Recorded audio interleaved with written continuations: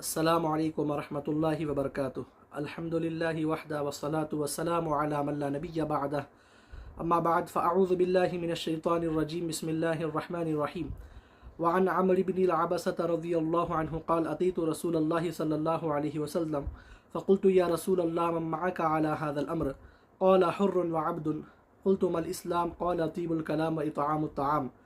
قلت ما الإيمان قال الصبر والسماحة قال قلت أي الإسلام أفضل قال من سلم المسلمون من لسانه ويده قال قلت أي الإيمان أفضل قال خلق حسن قال قلت أي الصلاة أفضل قال طول القنوت قال قلت أي الهجرة أفضل قال أن تهجر ما كره ربك قال فقلت فأي الجهاد أفضل قال من عقر جواده وأهريق دمه قال قلت أي الساعات أفضل قال جوف اللیل الآخر رواہ احمد۔ ناظرین و سامعین محترم، الحمدللہ تسلسل کے ساتھ درس حدیث زجاجۃ المصابیح ہمارے جاری و ساری ہے۔ حدیث پاک کے راوی حضرت عمرو بن عبسہ رضی اللہ تعالی عنہ ہیں۔ آپ ارشاد فرماتے ہیں کہ میں اللہ کے رسول صلی اللہ علیہ وسلم کی بارگاہ میں حاضر ہوا اور میں نے کہا یا رسول اللہ صلی اللہ علیہ وسلم من معک علی ھذا الامر، آپ کے ساتھ اس معاملے میں یعنی دین کے معاملے میں کون ہیں؟ تو آقا علیہ الصلوۃ والسلام نے ارشاد فرمایا حر و عبد، آزاد اور غلام دونوں بھی، یعنی کہ مطلب یہ ہے کہ اس کا کہ دین اسلام کو قبول کرنے والے آزاد لوگ بھی ہیں اور غلام بھی ہیں، یعنی ہر طبقے کے لوگ دائرہ اسلام میں وہ داخل ہوتے جا رہے ہیں۔ اور اس کا ایک معنی یہ بھی بتلایا گیا کہ حر سے مراد حضرت ابو بکر رضی اللہ تعالی عنہ ہے اور عبد یعنی غلام سے مراد حضرت زید ہے۔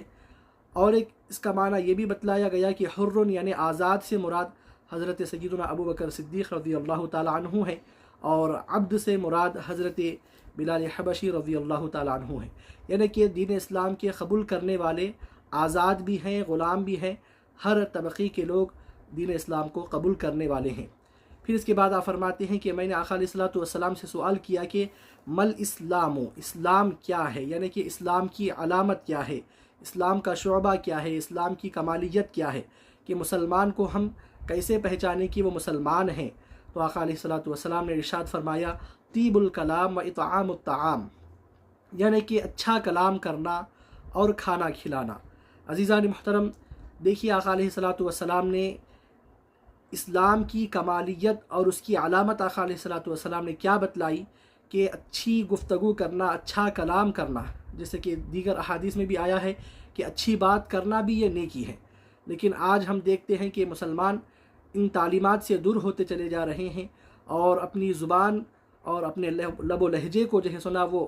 طیب الکلام کے زمرے سے نکال کر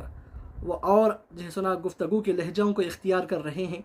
لیکن آقا علیہ الصلوۃ والسلام کی تعلیم یہ ہے کہ مسلمان کی علامت اور اس کے اسلام کی کمالیت یہ ہے کہ وہ اچھی گفتگو کرنے والا ہوتا ہے، مسلمان اچھی گفتگو کرنے والا ہوتا ہے، مسلمان نرم گفتگو کرنے والا ہوتا ہے، مسلمان کی گفتگو سے کسی کے دل کو تکلیف نہیں ہوتی، مسلمان کی زبان میں مٹھاس ہوتی ہے۔ اور فرمایا کہ کھانا کھلانا، یعنی کہ کھانا کھلانا یہ بھی اسلام کی علامت ہے۔ اسی لیے عزیزان محترم، ہم اولیاء اللہ کے آستانوں میں ہم دیکھتے ہیں، چاہے وہ سلطان الہند خواجہ غریب نواز رضی اللہ تعالی عنہ ہو یا محبوب الہی رضی اللہ تعالی عنہ ہو، بہرحال آپ جتنی بھی خانقاہیں آپ دیکھیے، بڑے بڑے بزرگان دین کی بارگاہوں کو آپ دیکھیے کہ آج بھی وہاں پر ہر دن لنگر خانوں میں جو ہے سنا کھانا پکایا جاتا ہے اور فقراء اور غرباء کو وہاں پر کھانا کھلایا جاتا ہے۔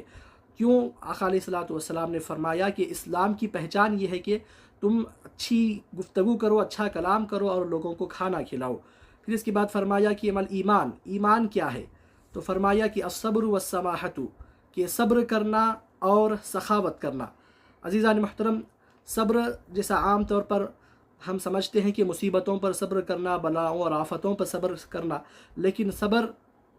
عبادت پر بھی صبر ہوتا ہے، یعنی کہ عبادت پر استقامت کے ساتھ ڈٹے رہنا، گناہوں سے اپنے آپ کو بچاتے ہوئے، گناہوں سے اپنے آپ کو دور رکھتے ہوئے عبادت پر قائم رہنا، یہ بھی ایک صبر ہے۔ اور اسی طریقے سے بتلایا گیا کہ سماحت یعنی کہ سخاوت کرنا، صبر کرنا اور سماحت کرنا یہ ایمان کی علامت ہے، یہ ایمان کی شناخت ہے۔ یعنی جو چیز کھو گئی ہے، جو چیز آپ کو نہیں ملی، اس پر بھی صبر کرنا، اور اللہ نے جو چیز دیا ہے پھر اس میں سخاوت کرنا۔ اب سخاوت کئی چیزوں کی ہوتی ہے، سخاوت مال کی ہوتی ہے، سخاوت علم کی ہوتی ہے، سخاوت دین کی ہوتی ہے۔ بہرحال اللہ نے جس کو جس چیز سے نوازا تو پھر اس کو چاہیے کہ ان چیزوں میں وہ سخاوت سے کام لے۔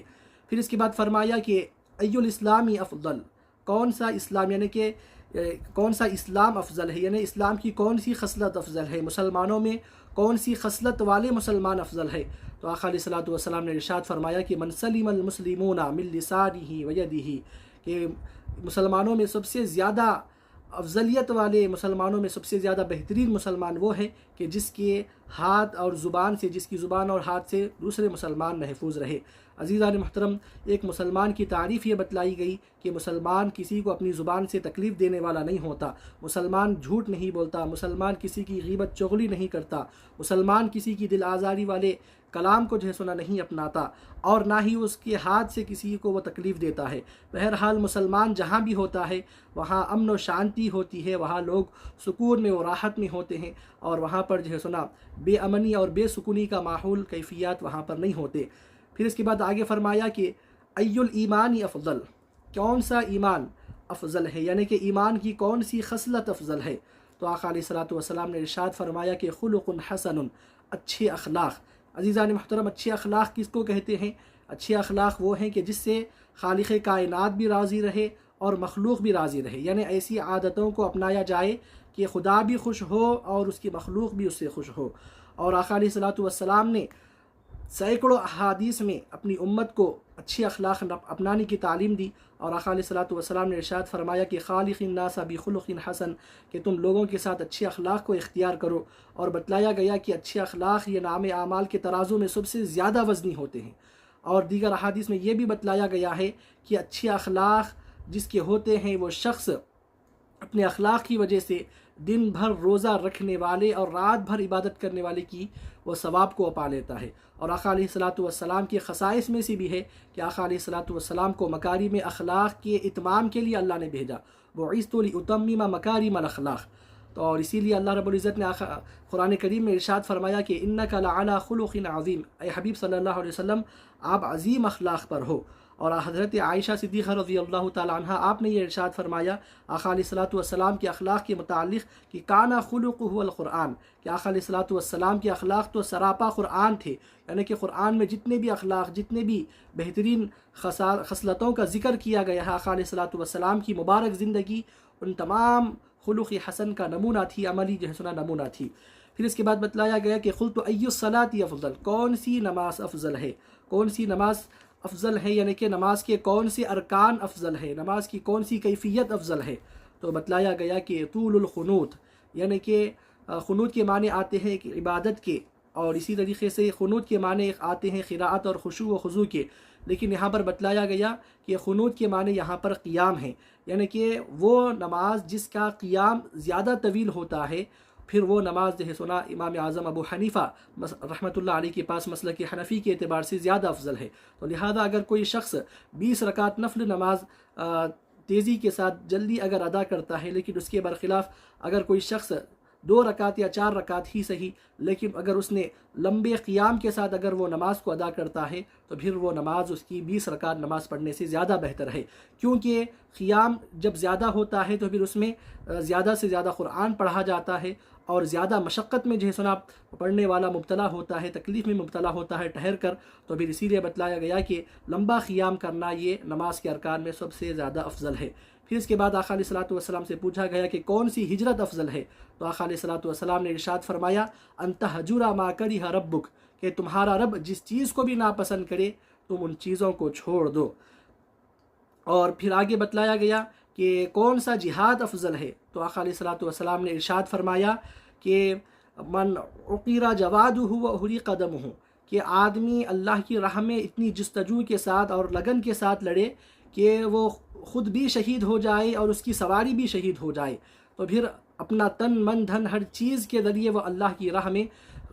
دشمنان اسلام سے وہ لڑے کہ ہر چیز کو، اپنی جان کو بھی قربان کر دے اور اپنے سواری کو بھی قربان کر دے، تو پھر وہ جہاد سب سے زیادہ افضل ہے۔ پھر اس کے بعد آقا علیہ الصلوۃ والسلام سے پوچھا گیا کہ کون سی گھڑی افضل ہے، یعنی کہ کون سا وقت سب سے زیادہ افضل ہے،